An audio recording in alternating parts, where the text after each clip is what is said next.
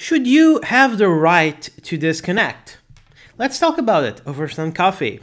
This is Virtual Coffee Chat with Luis, and I am your host, and this is my espresso.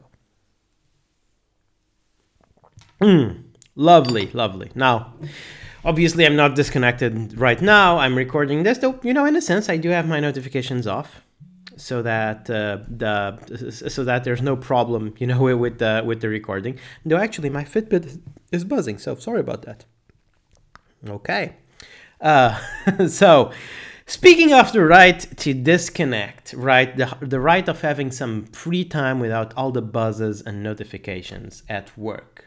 This is a pretty serious situation when it comes to work-life balance. And as it's been a problem as everyone went remote, a lot of people are feeling that work has invaded their space. So, first, this has been a problem before remote work. I have some friends in many industries, let's say in the health industry, but also especially in the law industry. Like I have some I have some lawyer friends that work in some very popular firms that have worldwide clients, and some of those friends they used to think of it as a given that the client in Asia would call them at 4 a.m., right? And they better be ready to answer, because if not, someone else, right, in the company would eventually get the account.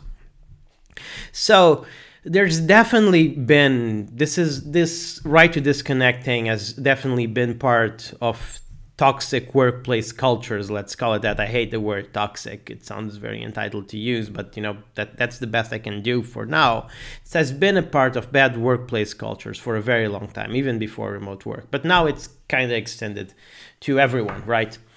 And look, it's important how you talk to your boss about it if you want to avoid it, because I know for sure that if I go check my email at midnight and there's there's a problem, doesn't even have to be something directly at me saying, hey Louis, you messed up or something like that, just Louis, we have a problem, then I'm not going to be able to sleep properly, because my brain will immediately engage the working mode on, and it's going to be working while I'm tossing and turning in bed. So that's not cool. At the same time, right, if my bosses work on different time zones, I can't really fault them for emailing me while they're working when it's convenient for them. So I do think that the best compromise, and again, this requires a good workplace culture, is really, to set times where you're off the grid, or at least you've disabled notifications, right? That's probably more reasonable. And just, let people know. Let your boss know. Hey boss, I'm on this time zone. Like from this hour to this hour, I won't get notifications. I will check your stuff. I will check the stuff that you send my way first time, once I start working on the next day, etc., etc. This is a very reasonable proposition.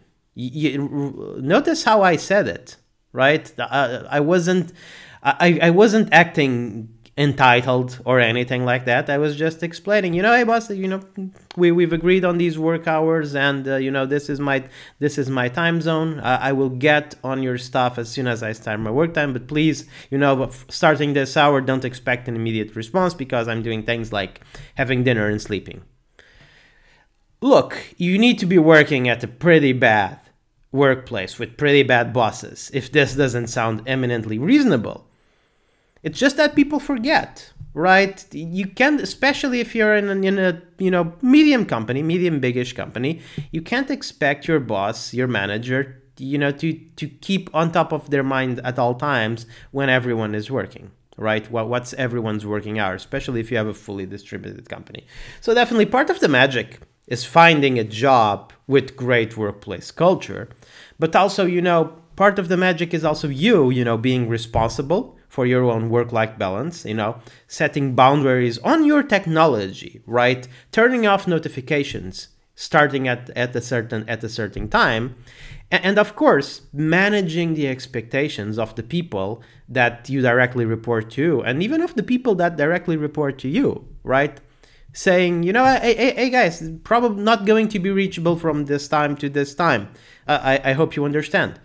Most likely they will understand. This is not an unreasonable request. So, and if someone treats it as an unreasonable request, that's a red flag saying that you should probably, you know, try to look into alternatives, try to make a plan for getting out of there.